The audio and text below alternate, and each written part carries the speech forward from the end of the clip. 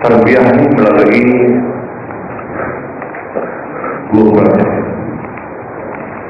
Proses yang telah buat dalam perjalanan berjuang kita ini kita dah buat. Banyak benda yang mendatang. Tarbiyah sekali cara pengajian, cara usrah ini tarbiyah yang kedua. Yang pentingnya adalah tarbiyah melalui proses yang berlaku dalam pengalaman perjuangan. Bagi Pak berpengalaman sejak zaman penjajah. Selepas penjajah, kita merdeka, Pak pernah memerintah kerajaan negeri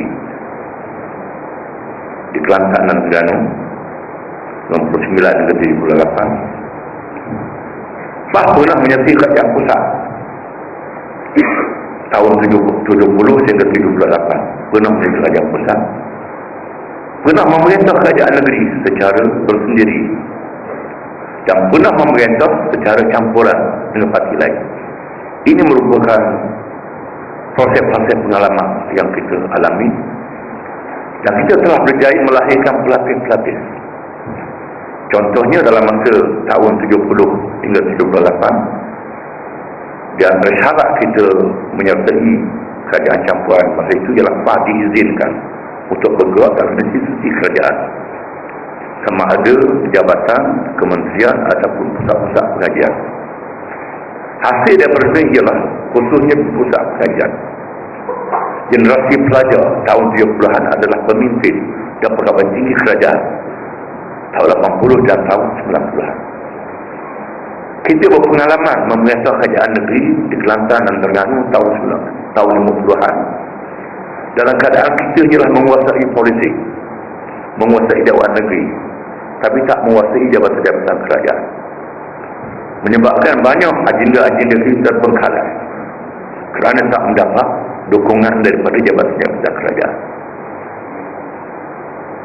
Bila kita menang tahun 90 di Kelantan, 99 di Terengganu, mahasiswa dan pegawai muda dalam tahun 70-an mereka menjadi beberapa tinggi kerajaan tahun 90 dan 2000, menyebabkan banyak pelaksanaan yang kita boleh lakukan dalam masa pemerintahan kita, walaupun menghadapi sistem federalisme yang tidak adil, tapi kita boleh bertahan. Di mana mereka yang berpengalaman dalam berbagai urusan juga menjadi pemimpin politik bertanding pilihan raya. Ini juga menjadi tokoh yang terlibat dalam politik. Maka dia sudah diikuti bagaimana banyak tokoh-tokoh pegawai kerajaan, pensyarah, termasuk Dr. Sapsri ini pensyarah. Dia terjun tidak ada terlibat dalam politik. Maka dia Dr. Profesor Dato' Nizim, Ketua Setiausaha Kementerian Tanah dan Galian, dia tahun 70-an beliau tu terlibat dalam PAS dan Ketua Pengarah Siasatan Jenayah Polis Bukit Aman, organ nombor 3 dalam Polis Malaysia, sudah diikuti dalam media, terus melibatkan diri dalam persamaan kita, dan bekas-bekas menteri. Yang terakhir ialah Dato' Saleh Jafruddin, bekas Timbalan Menteri Pendidikan dalam tahun 70-an. Ini menyertai kita. Ini perubahan. Ada lagi bekas-bekas menteri yang akan menyertai, dan mungkin ada bekas menteri yang akan menyertai kita selepas pengambilan calon ataupun selepas berlakunya pilihan raya. Ada perubahan.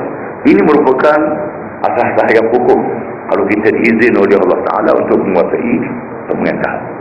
Ya.